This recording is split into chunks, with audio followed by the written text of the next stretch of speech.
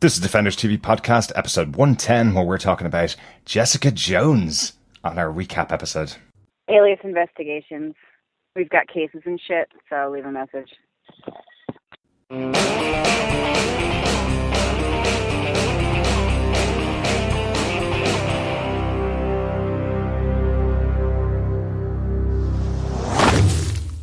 Welcome back, fellow Defenders. This is Derek, one of your hosts of Defenders TV Podcast, and we're here with episode 110 of our podcast, and we're talking about Jessica Jones for a bit of a recap before we get to the Defenders.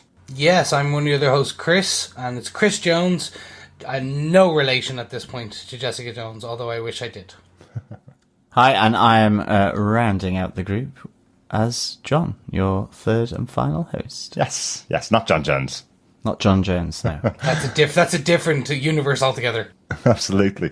Before we get into this, I just wanted to say thanks to some of our listeners over on our Facebook group at facebook.com/groups/Defenders TV Podcast, who asked us to do this. They were saying that we do an episode by episode coverage of each of the shows, but we don't really do a wrap up at the end to kind of give an overview of the show and what we thought overall. So I thought this was a really good idea, and we're going to try our best to get one for each of our Defenders as we go. We have obviously Daredevil, we have Jessica Jones, Luke Cage, and Iron Fist all making up the Defenders. The show is coming out on the 18th of August worldwide, so we're going to try and do a little recap of each of the episodes or each of the series so far and try and get them out in time for the Defenders. So thanks for the suggestion, really good one. Yeah, absolutely. Thank you. Yeah, and of course, if you want to listen to the rest of the Defenders 101, as well as Daredevil that we did for DTVP 109, as well as all of the individual episodes for the Defenders series previously, then of course you can just head on over to defenderstvpodcast.com/iTunes for Apple Podcasts, or you can just search for Defenders TV Podcast in any good podcast catcher. And of course, you can join the conversation with us over on Twitter at DefendersCast and over on the Facebook group at facebook.com/groups/Defenders TV Podcast. Absolutely. And if you want to send in feedback to us as you watch the episodes of The Defenders, just email us at feedback@defenderstvpodcast.com, just with the episode that you're talking about, because we don't spoil ahead. Make sure you mark what episode it is you're talking about. Or you can record your thoughts over at our website at defenderstvpodcast.com. With all that said, time to get into Jessica Jones. And I can unequivocally say, after 60 odd episodes so far, I think of the Defenders shows, feels like that anyway. This is my absolute favorite show. Jessica Jones is the one that hit me right in my sweet spot for TV shows overall. I am in complete agreement there. I think the creator and showrunner, Melissa Rosenberg, along with the cast, were absolutely fantastic, and this is my favorite Defenders show so far, and that is not to take away, say, from Daredevil at all, because I remember just being absolutely gobsmacked when that came out, just how well they did it. But I think here it was just the entire concept of this show through the 13 episodes, how it flowed, and of course, you know, with any fantastic protagonist, there is the antagonist, and I think we have, probably with Wilson Fisk as well, but certainly in combination with the heroine of the piece, Jessica Jones, and the flawed heroine of the piece, which made it even more interesting. You have a absolutely despicable antagonist in the Purple Man, played by David Tennant, you know, Kilgrave. He was just a perfect marry to the vulnerability of Jessica Jones with the idea of her alcohol abuse, her kind of down and out kind of vibe that she had. And I think this idea of a powerful woman and life after abuse, you know, and getting that confidence back, her flatmates, her friends, you know, Trish, all of this really just solidified an excellent, cohesive series for me. You literally hit upon the main themes that we've kind of all agreed when we were going through this series, that this whole show was about life after abuse. Yeah. PTSD, the many terminologies, the clinical names you want to call it. This is how you can survive after you've been through a rape, both mental, physical, whichever way you want to classify it. In this show, there was both. And also, as you said, how you can be in this case, super-powered heroine or a woman in today's United States of America, in today's society. And I didn't think that these would hit home for me personally as much as they did. I have never suffered for any of these things. I am not a woman. I'm not superpowered. So in theory, this should not resonate with me so much. But as you said, the showrunner, Melissa Rosenberg, the characters, the actors, the actresses, they were all... It was so well done that it brought it managed to resonate with not just me, but many, many other people around the world, which is very interesting. Yeah. But before we get into kind of more discussions about it, do you guys want to kind of give a quick synopsis of the season as a whole? And then from that, we can then discuss kind of how those points played out and more our thoughts on that season. Yeah, there's quite a lot that obviously went on. It's a 13-episode season, but to boil it down to its basic components, the general synopsis for the season is, after gaining superpowers from a car accident that killed her family as a teenager, Jessica Jones was taken in by a young actress, Trish Walker, and her abusive mother, Dorothy. After using her powers to save Malcolm Ducasse, a social worker in New York, Jessica encounters Kilgrave, a man with the power to control minds. Kilgrave kidnaps and forces her to carry out a relationship with him and murder a woman who is threatening him. This murder breaks Kilgrave's hold over Jessica, and she escapes from him. Kilgrave resurfaces and starts to control people all around Jessica, from Malcolm Ducasse to young Hope Schlottman, and former Special Forces operative turned police officer Will Simpson, all the way to the unbreakable Luke Cage, all to try and get back at Jessica.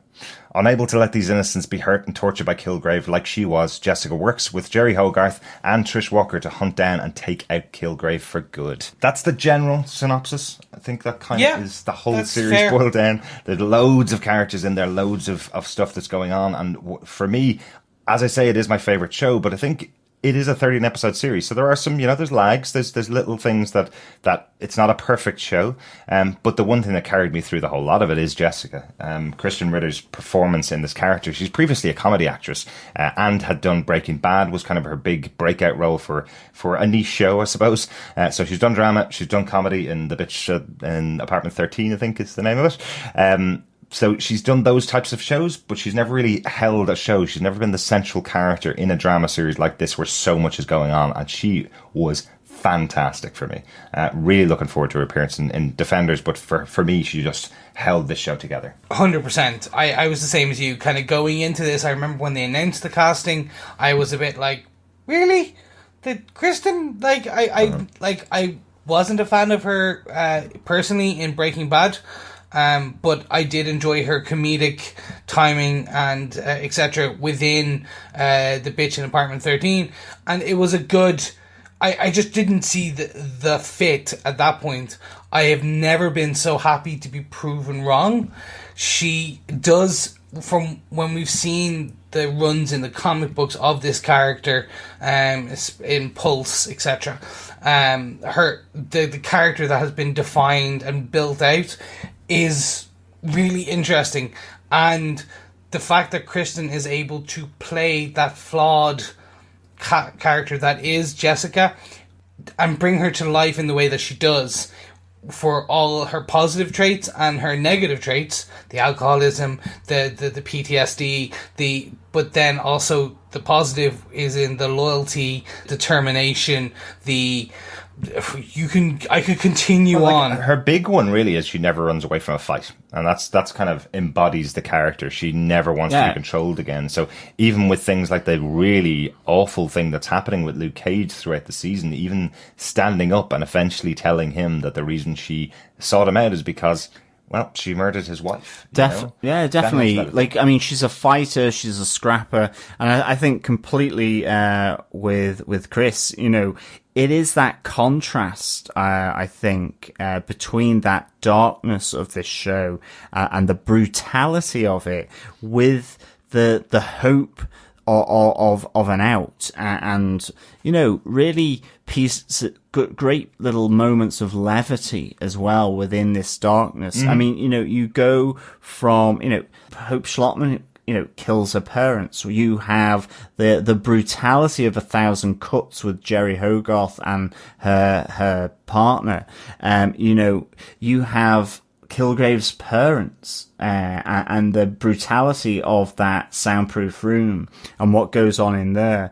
You have even just the guy that, just on the offhand from Kilgrave, who he tells a guy to go over to the railings and stand looking at the railings for the rest of his life. And the director and the script writers just have the foresight, whoever it was that decided it, just to have a panning shot where that guy is still there and he's wet his pants. And, that kind of brutality of this, coupled to, the hope that her and Luke Cage might have a lasting relationship, that she may escape the clutches of Kilgrave, her friendship with Malcolm, with Trish, all those aspects, I think is so well done. Yeah. We have that first little bit of a crossover with having Luke Cage in there, but it's done in a really meaningful way. You have Jeri Hogarth as well, who then ends up in Iron Fist. Yeah, quite happily. So some nice little touches and nods to the other shows, either with people in them or just little references. And of course, we do have the absolute classic moment of Luke Cage with the angle grinder and his abs. I mean, you can't escape. I mean, it was slightly crazy. At the time, I remember going, did that just happen? Because it seemed slightly out of sorts, with the whole series. But actually, it was just amazingly silly and fun. It's like the Alias door as well. The glass getting smashed, it getting broken over again. And that. Yeah, and the bed sex as well. And the bed sex, Sorry, obviously the bed sex, but the fact that they break the bed having sex, this is super-powered humans having sex together, and they don't shy away from it in the show, which is something that was a huge shock when we saw it at New York Comic Con. It was a huge shock how adult they were going with this show. Not that Daredevil Season 1 wasn't adult, but it was more adult on the violence side. This show was going more adult in its topics that it was covering, and the kind of the content of the show overall was more for a different audience. I've now met a ton of people who've just watched Jessica Jones because the series itself appealed to them, and they do play down the superpowers quite a lot in the show. But there's enough there for comic book fans. There's enough there for other people that are just interested in seeing good drama. Well, absolutely. Other than a few leaps and a few bounds, and maybe a little bit of takeoff, really, it is, it's played down, it's subdued here, definitely. But, angle grinder. Okay, for my part, the angle grinder was less of an appeal. For me personally, the David Tennant's character of Kilgrave, his performance in this, I have remembered him as the Doctor. He will always hold a special place in my heart as the Doctor. But seeing the actor portray the Purple Man, Kilgrave, in this was a relishment, if I want to call it that. I enjoyed every part of it. I enjoyed hating him and being disturbed by this character. This is the first bad guy I can say within the Marvel, probably the only actually outside of Wilson Fisk, as John said earlier, who you actually loathe. And I think Wilson Fisk you don't loathe. They built his character in such a way that you can kind of empathise and see where he's coming from, etc. For most of the season, yeah. Yeah. This character is despicable. Yeah. It is the full usage of his powers. But they do, in the series, show you how he was formulated. They built... It's not just one of those throwaway... oh, he's just a bad guy who likes doing bad things. You actually see why he became who he is. Definitely. He was also abused, yeah. Yeah, definitely. And I think as well, whether it's just purely by chance of the fact that Jessica Jones was the second of the Defenders to be released on Netflix. I think you're right. Wilson Fisk, you are asked to kind of get into his skin and understand his motives and to, in effect, sympathize with him. With Kilgrave, the contrast between, the Daredevil bad guy of Wilson Fisk, even though ultimately by the end you see him as being a thug, you're asked to empathize. Kilgrave, it's difficult to do that, even though you see the formulation of what's made him. As soon as you see him with his parents, you kind of go, there is no hope. Here, because he is absolutely despicable, as well as a host of other things. And the other great thing, I think, that they show a formulation of a new character with police officer Will Simpson, who ultimately starts off as, a regular good cop and gradually just starts to get turned into someone who has very dubious motives. He kills the detective in the sound room, and he starts to have his breakdown and become threatening to Trish. Yeah. So you see that formulation as well on screen with Will Simpson, not to the same effect as Kilgrave.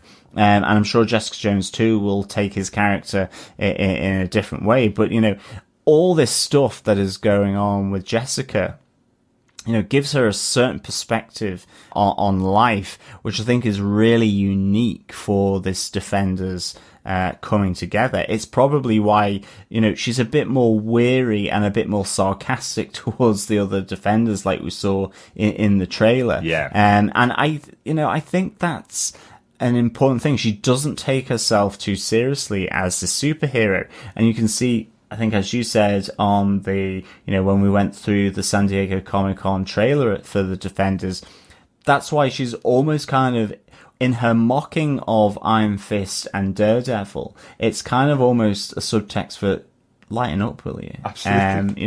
You're not the be all and end all of this universe. Yeah. In terms of Kilgrave, one of the interesting things I thought that they did with his character was they did try and explain it from his point of view.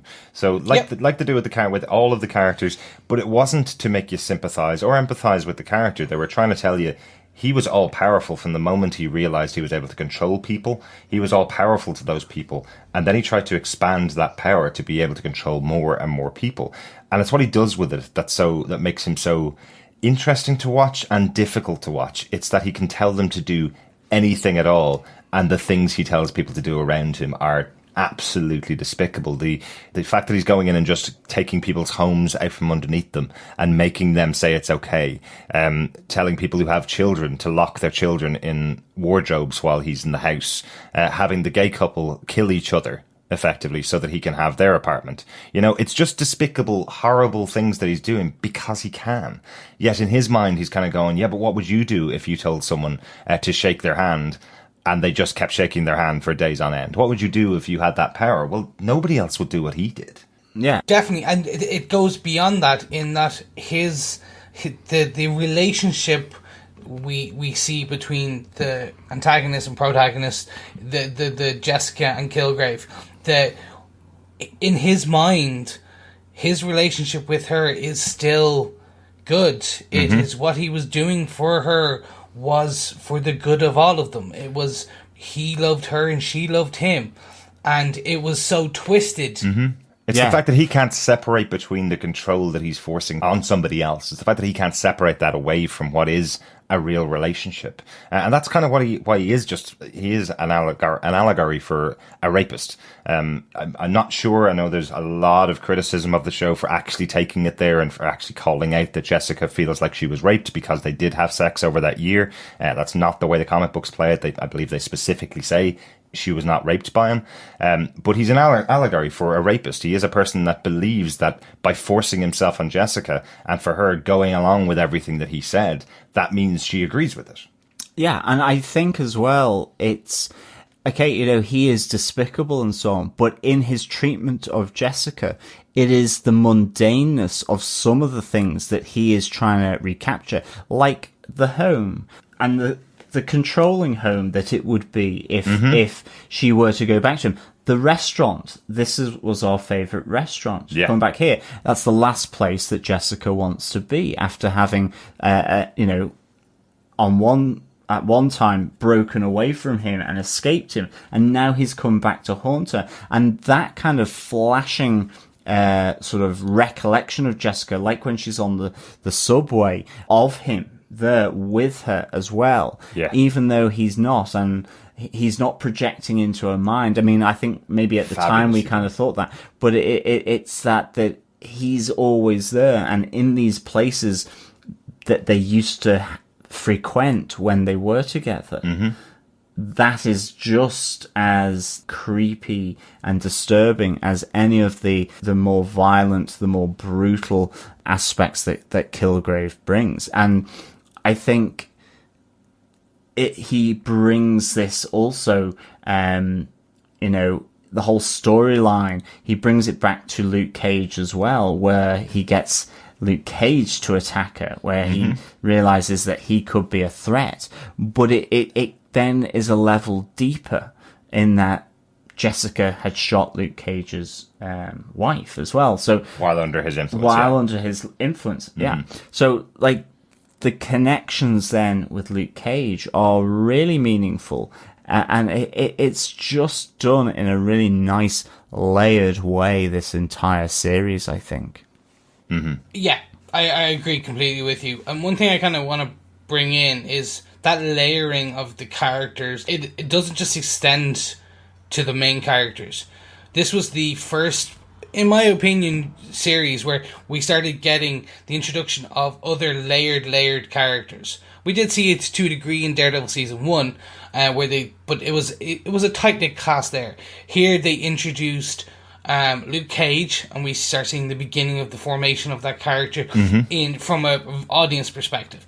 But I wanted to bring it to the other two powerful female figures in this show, and this is, again, we brought this up a lot in talking about how this was a showing the, again, as much as we can understand as males living in Ireland, the showing how powerful women can be in the world in the United States, for example. But that was Trish Walker, Patsy Walker, Hellcat herself, and Jeri Hogarth.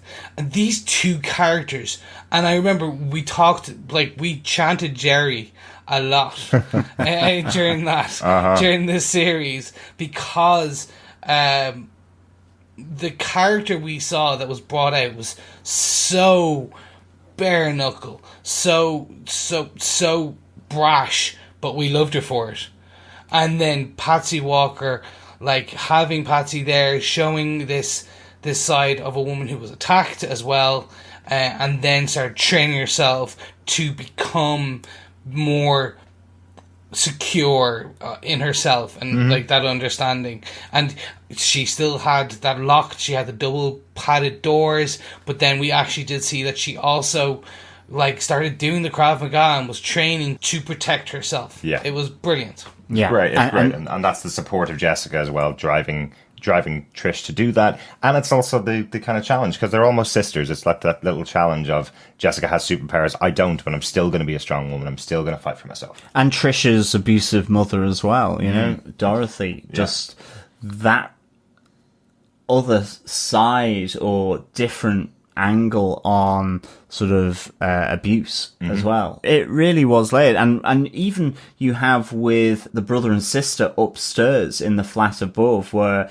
I think we postulated that she could be Typhoid Mary, but you know, we then also have with her, she was very domineering of her brother, who ultimately is slaughtered by Kilgrave in, that was a shocking moment. Yeah. It really was. The innocents don't do very well in this show. No, where he's dead on Jessica's bed, and in the same way as with the opening episode where Hope Schlottman, murders both her parents in the lift. Yeah. So this is... And she has a very definitive end in the show, and a very difficult end, where she sacrifices herself so that Jessica doesn't have to hold herself back in her fight against against Kilgrave. Absolutely. But I mean, by the end then of Jessica Jones season 1, after the 13 episodes, really, what we're left with is Yeah, Kilgrave. kind of the big moments of where we're left before we get into the Defenders. So there's things that need to be tied up now, that can be tied up in the Defenders and could possibly lead into Jessica Jones season 2. Yeah, so, Kilgrave is dead.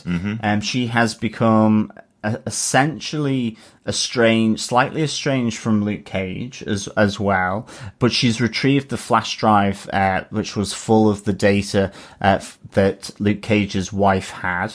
So we're still to fully understand what's on that flash drive. Jessica has reopened Alias Investigations, presumably with Malcolm as an assistant as well, which is great.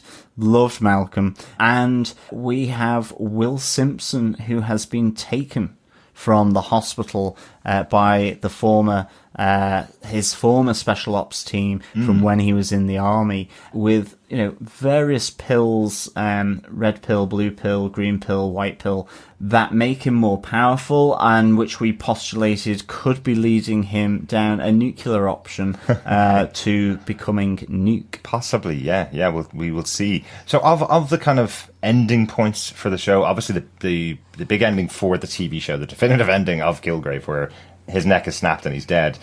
We talked about it during the time, and I think it was the best option. I think it was one of those great things. You've got a great character. Marvel's very used to keeping those characters alive, but throughout the series, Jessica had done everything. She captured him. She got the cops involved. She'd done everything that she possibly could, and her last option is to kill him. So that's kind of the end of that story, I suppose. Alias Investigations will continue, whether that be in Defenders or in Jessica Jones season 2. It seems like Alias Investigations is now reopened under Jessica.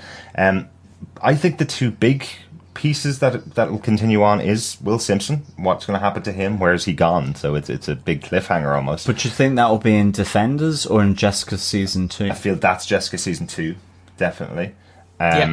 But the big one for me is the flash drive that had everything about IGH, all of that interesting information that had been taken by Luke Cage's wife. It will come into play in our Luke Cage recap, definitely.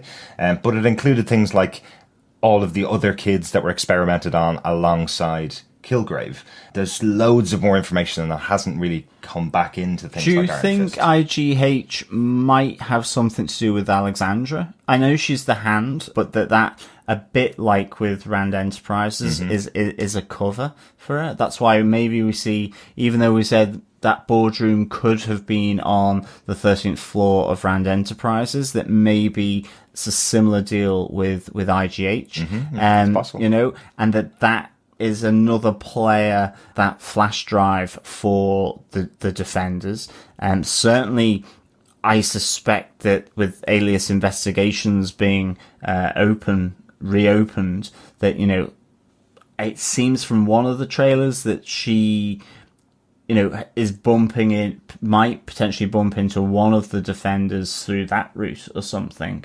You never know. But certainly all this baggage is very much still there within Jessica. And it'll be interesting now to see how much of it does come into the Defenders. I mean, I really hope that they don't necessarily treat them as a clean slate, and certainly at least from the trailer as well, we did see that, their friends are going to be hunted, and there's the idea that Trish is in danger, maybe Malcolm, whoever else associated with Jessica. Yeah, I'm really hoping it's not something just like, Trish and Jessica are out for a night on the booze and they happen to bump into somebody else and then the adventure kicks off. I hope they have a little bit of it. And I kind of want to see something about IGH. Chris, what do you think? Yeah, I don't think we're going to get much, guys. I think we'll get passing references, maybe. I think this will be more about bringing the team together. I think the continuation will be the reconciliation with Luke Cage. I think that's where this will come from. I think the data drive, IGH, and Will Simpson will be season 2. Right. Yeah. I think that is where we're getting, in that this is Jessica's storyline, although there is, as you said, links to Luke Cage and potentials of where the experiments, etc. Yeah, we'll get to when we cover Luke Cage. But I think that is where season 2 will come from. Right. You got to have something to take it on to season 2, don't you? Exactly. And also, I kind of want this just to be the story. It's the origin of the team. They all have their own problems. Luke has his, Matt has his, Danny has his, although Danny's is slightly more intrinsically linked to the Defenders. But I think we'll get passing references, we'll get maybe some connection regarding Jeri, etc. There will be crossover. Yeah. Oh, yeah. I think the 2 open questions regarding the flash drive and Will Simpson it's our season 2. Definitely. Excellent. Well, with that, that's our coverage of Jessica Jones. We'll be back with our coverage of Luke Cage on the next episode, the 13-episode series.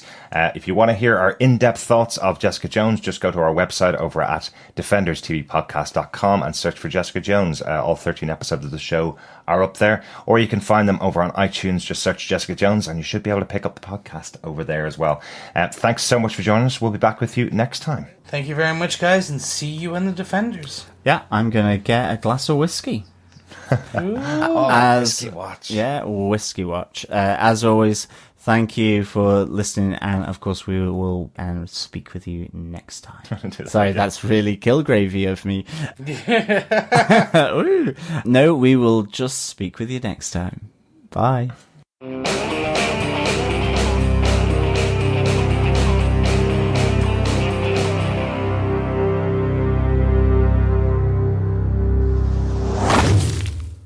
Alias investigations. We've got cases and shit, so leave a message. Record your message at the tone. Press any key or stop talking to end the recording.